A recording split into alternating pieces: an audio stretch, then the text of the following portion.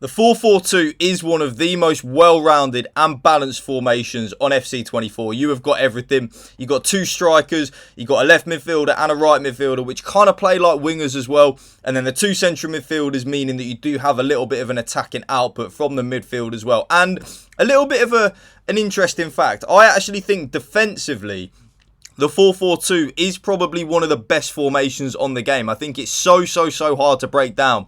And you actually see it a lot in real life where teams will actually defend in a 4-4-2. I know the team I support, Aston Villa do, Man City do, Arsenal too. It's really such an amazing formation. So without any further ado, let's get into the custom tactic. For your cheapest and most reliable place to buy FC24 coins, check out mmoexp.com. Remember to use the code WOLF at the checkout for a massive 5% off your order. Link is down in the description below. Please go and check them out. The defensive style, yes, I am still, of course, using balance. Me personally, YouTube, I would stay well away from the constant pressure, press after possession loss, and pressure on heavy touch. I don't really think they're very good at all. I think pressure on heavy touch can be good if used right in certain situations.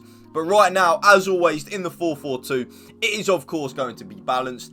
A balanced style where your team presses the ball to the middle of the pitch and your team shape is neutral. I just think that is definitely the best one to be using on the defensive style. The defensive width, I do make it a little bit more narrow, so I take it down from the preset 50 on the defensive width down to 45. This just means that we're a little bit more narrow and a little bit more compact, which of course does then mean we are harder to break down. And when we are harder to break down, we will concede less goals. And if we are conceding less goals, we are going to win more games on FIFA.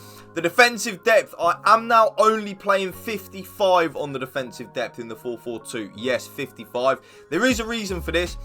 I've noticed when I was using the 71 depth and then going back to using the 61 depth, I was still conceding a lot of goals. And if you are conceding a lot of goals, kind of like the opposite to what I just said, if you're conceding a lot of goals, you're going to struggle to win a lot of games on FIFA, really. So I've taken it down from 61 to 55, and lo and behold, it is an amazing kind of like foresight. We are conceding less goals when we lower the defensive depth down, which again, like I say, when we concede less goals, we are going to win more games on FC24. The offense is build-up, play, and chance creation. I'm going to go into zero detail on that, YouTube, and I mean literally zero detail on that. It is, of course, your bread and butter, balanced and direct passing. The offensive width in the 4-4-2, though, a little bit boring, or whatever word you want to call it, a little bit stale, you know, a little bit of just milk, if you know, because milk's boring, innit? I actually leave the offensive width on 50. Yes, 50. I really like where the left midfielder and the right midfielder are in the 4-4-2, so I kind of don't really feel it necessary to change it. And that's why I just leave it on 50. I like where the left midfielder and the right midfielder are. I like where my two central midfielders are. I like where my two strikers are. I just like it in general, how the formation feels, so that's why I leave it on the 50 offensive width. Players in the box, I up it from 1. So it's on 5 on your normal preset. So if you don't touch it, it is on 5.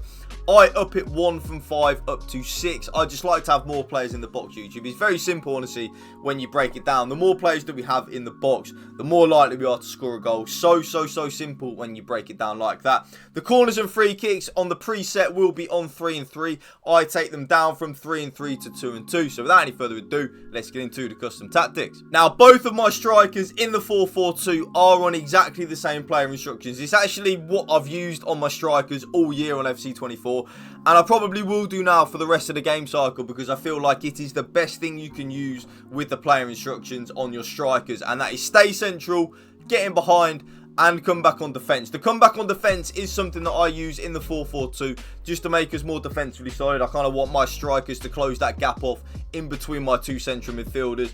And then the stay central, pretty obvious. I want my strikers to stay in them central areas of the pitch, especially in a formation like the 4-4-2 where we've got a little bit of width from certain players anyway. I don't really feel it's necessary for my strikers to be venturing out wide. And then the getting behind, pretty obvious. I want both of my strikers, YouTube, yes, both of them, to be making penetrating runs in behind, because even if we then don't play the ball to our strikers as they're making them penetrating runs in behind, if our opponent has manually trapped the runs, it will leave a lot of space in the middle of the park for our central midfielders and our left midfielder and our right midfielder to operate in.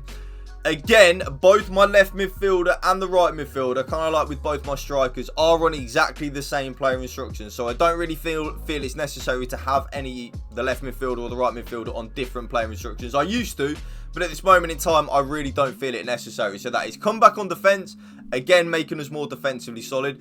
Balance width, I don't want them to stay wide or cut inside. I kind of just like where they are in that left midfield and right midfielder position. Getting behind, again, I want both my left midfielder and my right midfielder to be making them penetrating runs in behind. And then this is the most important one. Having both your left midfielder and your right midfielder on getting to the box for cross is so important, YouTube. Definitely something that you should be using, and you will see that it's exactly the same for my left midfielder as well. Come back on defence, making us more defensively solid. Balance width, just kind of like staying where they are. The getting behind, again, make penetrating runs in behind. And then last but not least, the most important one on the left midfielder and the right midfielder is getting to the box for cross. Like I said at the start of the video, YouTube, the more players that we have in the box, the easier it is to score a goal, the more chances we will create, the more likelihood it is that when you have a shot, it will rebound back to one of your players in the box.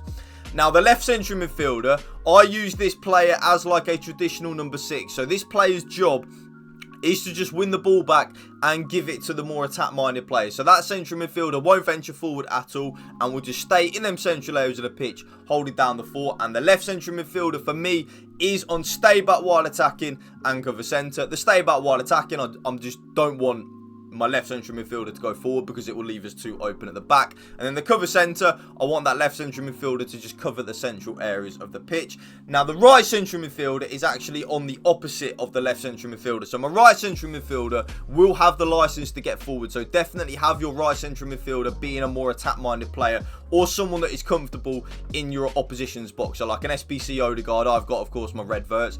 A player like that is so key and so underrated. So balanced attack, balanced crossing runs and cover centre. Now, the balanced attack means that my right central midfielder will have the licence to get forward, to try and score some goals and get a lot of assists. That's kind of what I want my right central midfielder to do. I then personally, YouTube, in the 4-4-2 now, I don't actually attack with my left back or right back at all. So I play with both my left back and my right back on stay back while attacking, but then have the run type on overlap just in case they do get forward. And that is exactly the same on my left back. Stay back while attacking and overlap. I basically, in the 4-4-2, YouTube, I don't really feel it's necessary to have an overlapping fullback at the minute. I kind of feel like we've got enough going forward anyway. Both my centre-backs, YouTube, last but not least, are on completely default settings. Stay back while attacking, normal interceptions, and stick to position. And then the goalkeeper comes for crosses and sweeper keeper. And that right there, YouTube, is my brand new updated 4-4-2 custom tactics for you. If you did enjoy this video, you know what to do. Drop a like for me, drop a comment down below, and if you can please hit that subscribe button to my channel, that would mean the world to me. Thank you for watching. Remember, YouTube, spread the love and positivity. PMA, positive male attitude. Peace out. One love.